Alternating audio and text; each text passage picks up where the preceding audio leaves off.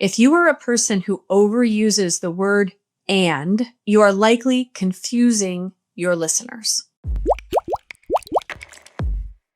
Lots of people tend to use and as a way to start a sentence, as a filler word. They aren't sure what they want to say next, so they tie whatever they just said together with the word and go on. The problem with that is that all sentences are not related. You can use and appropriately by connecting two sentences that are related to each other. One is a continuation of a thought. But if you're connecting every sentence with the word and, it means that some of those sentences are not related to what you just said. And the problem is that the brain of the listener is then having to do a little work there. They're having to think, oh, I thought this thought was going to be related, but it's not. It's confusing for your listener. So instead of connecting sentences with and, start a new sentence. If the thought is new, if it's another idea, start a fresh phrase with a subject, a verb, and an object, and it will be far more distinct and clear to your listener. My name is Barbara Bolt. I'm a communication skills coach. If you found this tip useful,